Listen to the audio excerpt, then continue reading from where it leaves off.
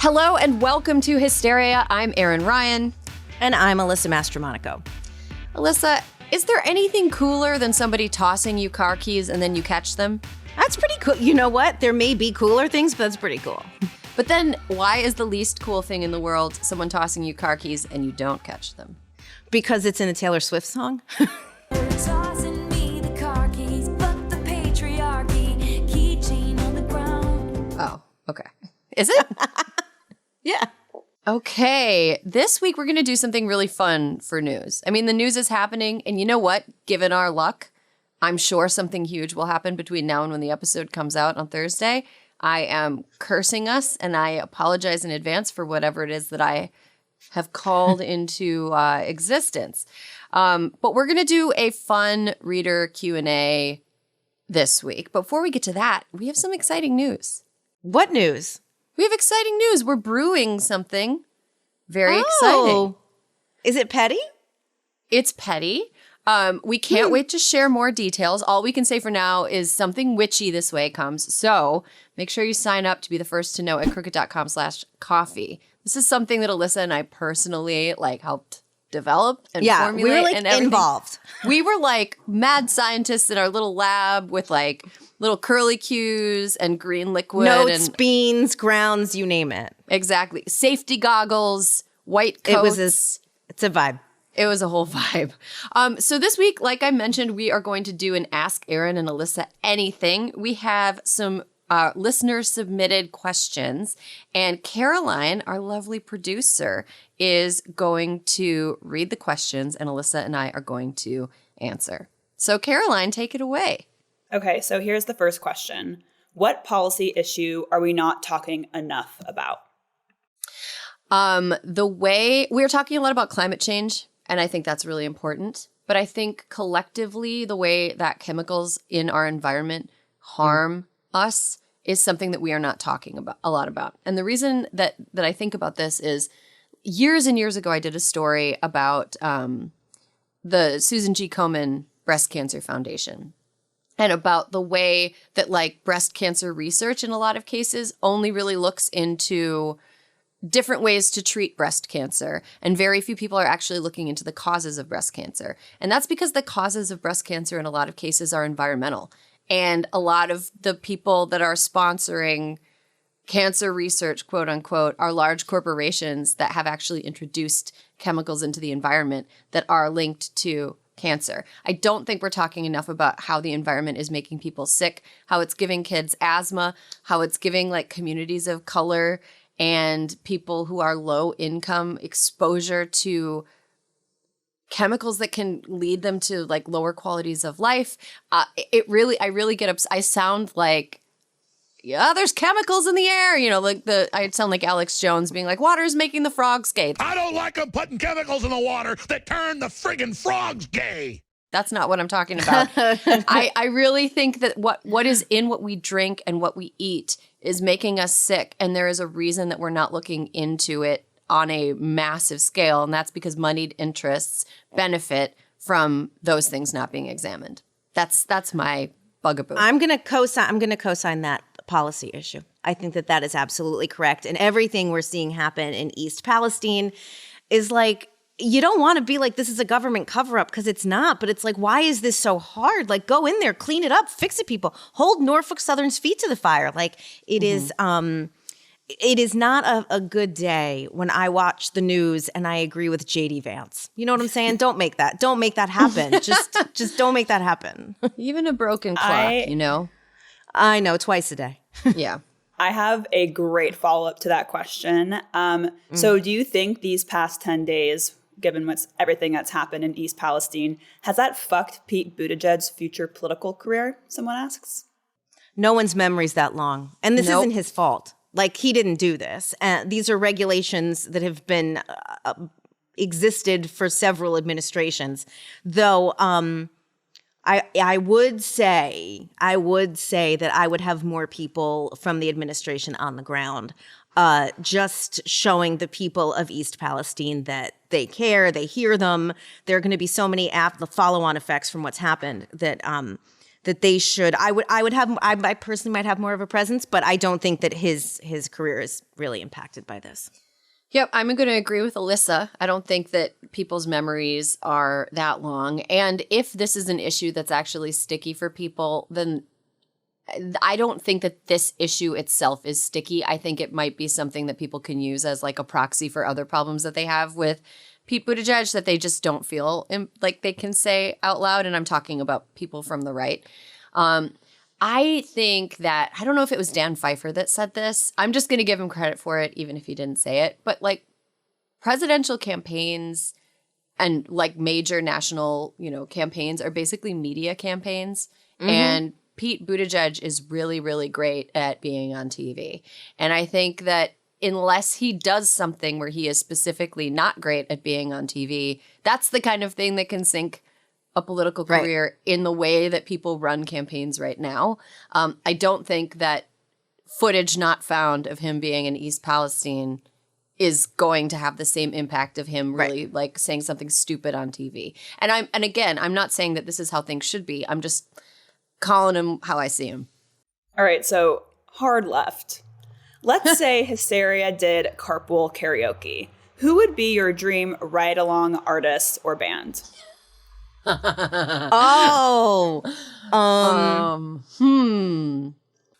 Oh my gosh, this is a hard one. It would have to be somebody. Adele. I think it would be Adele. She seems like a lot of fun. Adele, I think she seems fun. I would personally, we'd have to have two where Erin picks one and I pick one, but we both sing with everybody. And I would have to go with the Indigo Girls because we'd be able to harmonize. Yeah, I could see that. Would you though? Listen, Caroline. Harmonizing is hard. Look, I've taken one vocal lesson when I was 13. I am always harmonizing with the Indigo Girls in my Subaru, okay? It is nothing but harmony in the Subaru. I think if you get a Subaru, an Indigo Girls album is automatically preloaded to the stereo. Comes with. It's like when that U2 album was preloaded onto the version of iTunes and like everybody got mad. You guys, I just want to start singing about the Doctor of Philosophy right now, but I'll restrain myself. All right. Okay, instead answer my next question, which is, what historical moment would you have wanted to be present at? Okay, mine's not really historical. I'm just going to say the first thing that jumped to my mind. If I could have been present at anything, and it's because I was listening to it this weekend, I would have wanted to be present at the closing of the Winterland Arena in San Francisco when the Grateful Dead played their last show there in December of 1978. Because to me, I'm never happier than when I'm dancing, and I feel like that would have been a real thing to see. And I know that might be trite, but it's true. It's how I feel. I feel like so many historic moments would have been traumatizing to witness that I'm kind of like, oh, I don't know. Stick with a concert. Yeah, I mean, a concert maybe. I think that maybe Mary Lou Retton winning the Olympic gold medal would have been like a wholesome. Oh, that would have been great. Nice moment to be present. Oh, Miracle on Ice. Miracle on Ice would have been so fun. You know what? Yes. Do you know that happened on my birthday? Ooh, congratulations. 1980. I do believe in miracles. Miracle on Ice would be really fun. And yeah, I think that would have been. Erin, you know what that is? That is the biggest green flag. I mean, there's something like so exhilarating about a sports victory because it's like, okay, you can't like unwin. You go to like the signing of like a treaty and you kind of know what comes next. You know, nothing ever works out perfectly. I didn't think of Miracle on Ice. That's a 10 out of 10. Thank you. Thank you so much. Okay, so next question is, who would survive longer in the apocalypse, Eleanor or Midge? Eleanor. Yeah, Midge doesn't have teeth. But Eleanor and Midge together would rule the world. Yeah, for sure. 100%. Oh, Midgey, girl, sorry I took your teeth out, babe. On purpose? No, they were rotten. I didn't defang my cat, Carol. Yeah, she made a necklace of cat teeth. That's why she's always wearing that cat tooth necklace. It's just she does for fashion. Love her cats. Okay, next question. We got this question actually a lot. Have either of you ever considered running for office, even if it's local? And then kind of a follow-up, Alyssa, would you ever consider going back into politics? I have considered running for office. I never would run for office. And I really would prefer to not get back into politics. This is as politics adjacent as I want to get. Because here's how I feel. And I felt it at the time when I was there, and I feel it even more strongly now. I think that people who participate in politics who are like really affecting change should come in waves. And I had my chance, like I was there, I did it. And I just think that there are people with different and better points of view than I probably have at this point. So I'm happy I love to support people who are running. I mean, you guys, it's entirely possible that someday you'll just have to call me Mayor Alyssa because I'll be mayor of my small town, because I will change my mind. But if I ever did anything, I think it would be hyperlocal. I also have thought about running for office, and that's only because when I was like in high school, I did a lot of running for various offices. I've mentioned this on the show before, but when I was a senior in high school, I was the president of the Wisconsin Future Homemakers of America. Badge of pride. Yeah, actually, it's like a cool organization. It is. It had a bad name. When I was there, we changed it. But I learned a lot. I did a lot of public speaking. I really enjoyed being a part of like the governance of the organization and stuff. That being said, the only way that I would run for public office now is if my daughter once she's grown up and out of the house. I really admire people who are able to run for office when they have small children at home. I have been working on the internet, around the internet for so long that I know how shitty people can be. And part of the reason that I've kind of like dialed back my social media presence since I had a daughter and just like kept it to my Substack or like tried to be very selective is because people are so ugly and awful online. And I would not ever want my kid to be treated differently because her mom was a politician. And so that's like, right now, like it seems like it would be a lot, but I would Pelosi it, if anything. And I don't mean become the Speaker of the House because there's never going to be another Nancy Pelosi when it comes to that. I mean, wait until my kids are out of the house and then maybe revisit. So let me just say, if you decide to revisit, I'll be your campaign manager. Oh, really? So I guess you didn't just have your time. You would come back for the right. No, only to help support my ride or die over here. Sure. Oh, also the only I would probably want to move back to Wisconsin and be there for like a good decade and reacquaint myself with like the lay of the land and everything, because I think California is pretty good when it comes to like left-leaning politicians. I think Wisconsin probably needs the help more than California does. I would want to like go help the Michiganing of Wisconsin, if that makes any sense. Yes. Iconic. Okay, so we got a few variations of this kind of question too. Alyssa, what was your favorite trip while working in the White House? / what's like the silliest, most fun, weirdest thing to happen when you were in the White House? Favorite trip. Okay, favorite trip I think was when we went from Saudi Arabia to Egypt to Germany. It was like we stayed at King Abdullah's farm. They spray painted the grass green. It was super weird. We got jewels. I mean, it was like nobody could sleep because weird men just like walked into your room. It was so strange. And I literally walked into Rahm Emanuel, who was chief of staff at the time, and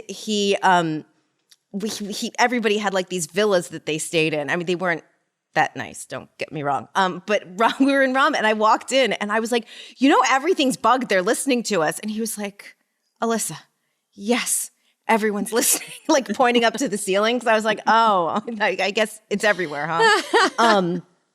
And then we went to Egypt, and we went to the pyramids. And I have to say, 10 out of 10 experience going to the pyramids. And then we went to Germany, and I'd never been to Germany before. And so I would say that was probably the most fun also.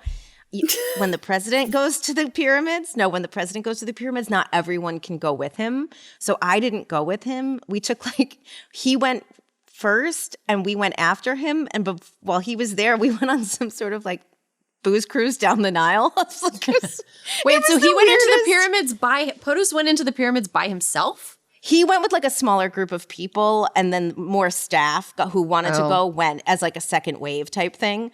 That's some Illuminati stuff, Alyssa. That was the pyramids. The pyramids were a sight to behold. And then what was the weirdest? I mean, the weirdest thing that happened. I mean, I don't know if it's weird or sad. It might be sad. Is I basically got stuck on the Great Wall of China because I had vertigo and I didn't know the Great Wall of China was really stairs. Did you guys know that? Yeah. It's America's Next Top Model taught me that.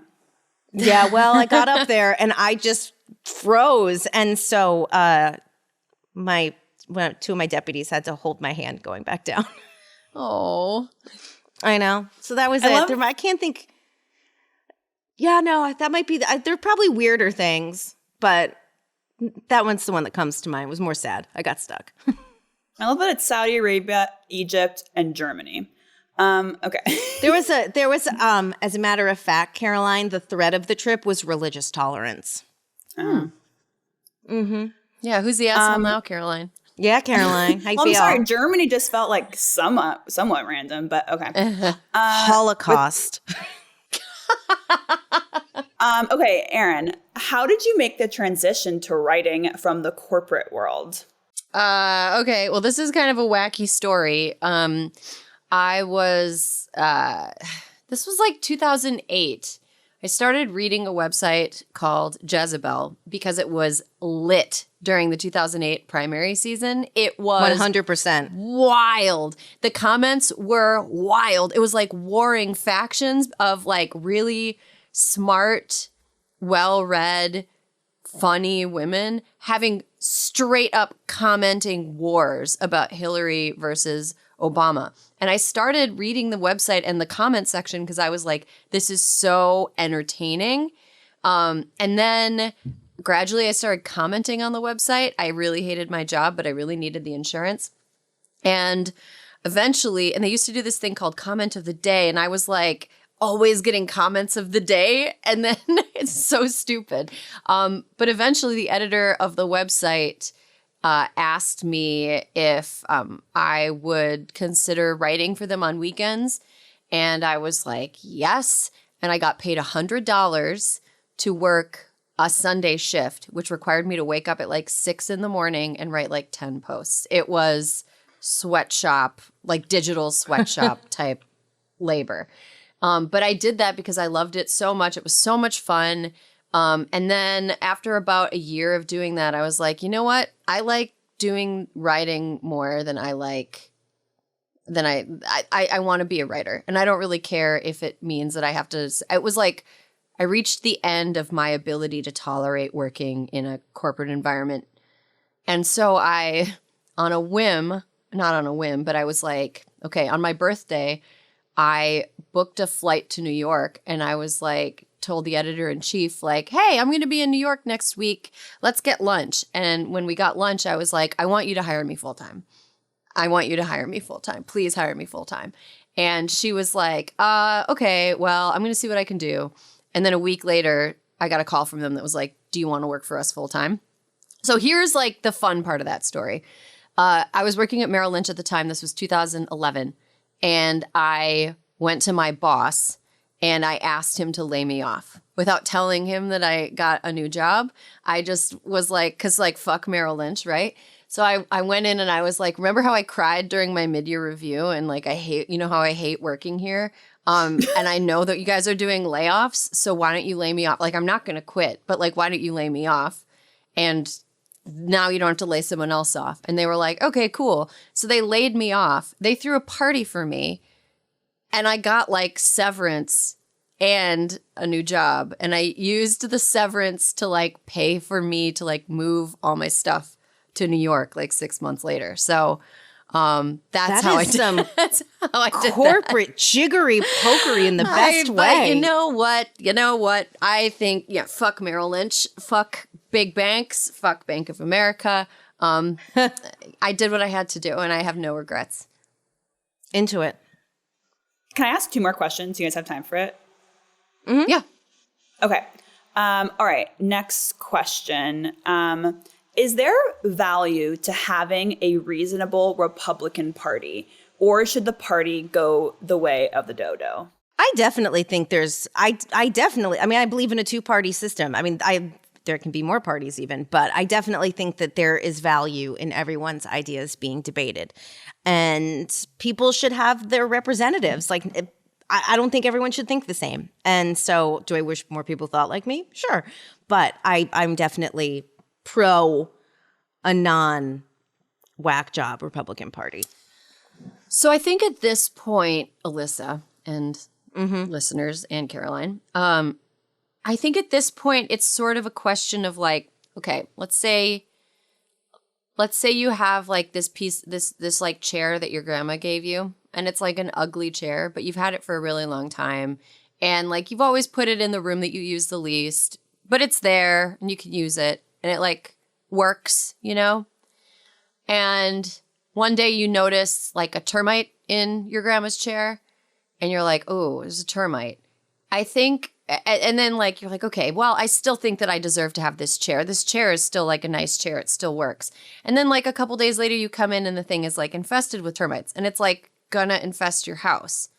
And you just like, at this point, the Republican Party is a termite infested chair. So maybe you can get a new chair and put it where that old chair was. But the current Republican Party is a... I agree. I agree with that. Like, I think they should make themselves over.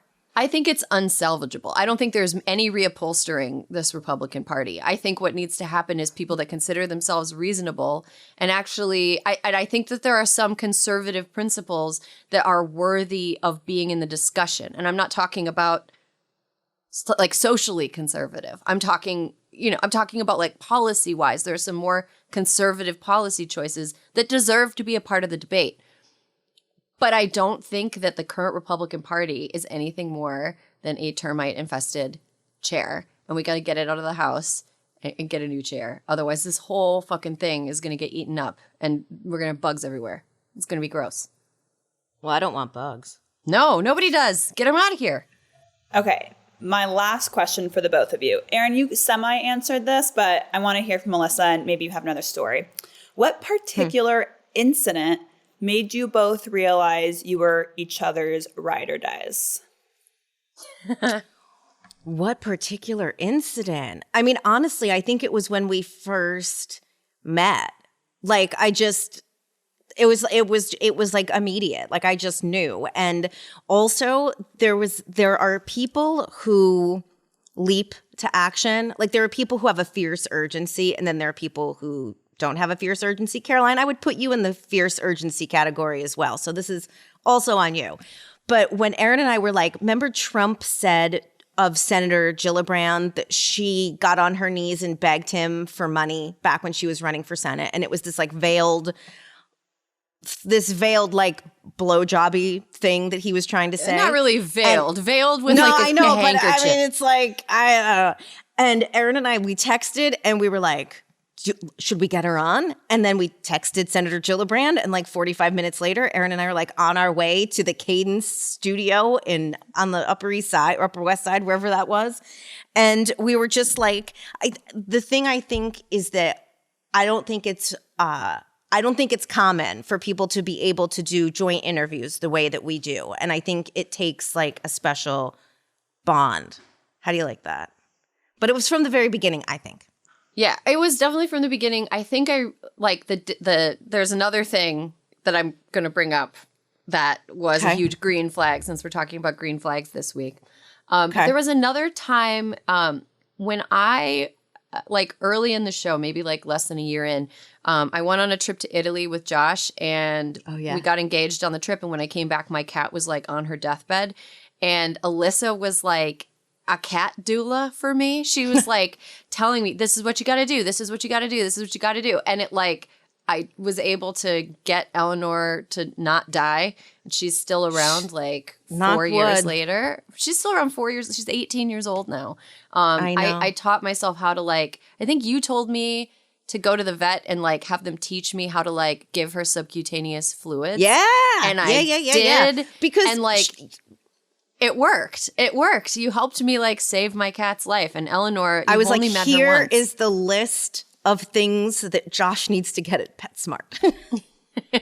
Yeah, it was great. It was just like it was one of those things you didn't need to do any of that, but you took so much time and you took so much energy in like helping save this like dumb little cat. And You know it was why? like, why? Because I love ya. Oh, thanks. You too, Caroline. I'd love you more if you had your beret on, though. It's in the other room. I love you too. That's a motive. I'm overcome. All right, end of questions, Erin and Alyssa. I will let you finish this segment. However you want. Awesome. Well, we got a lot of really good questions. And I think we're going to we have some leftovers that the next time we have a Q&A episode we can get to. Yes, definitely. But thank you all for submitting questions. We got a lot, and we had a lot of fun answering them.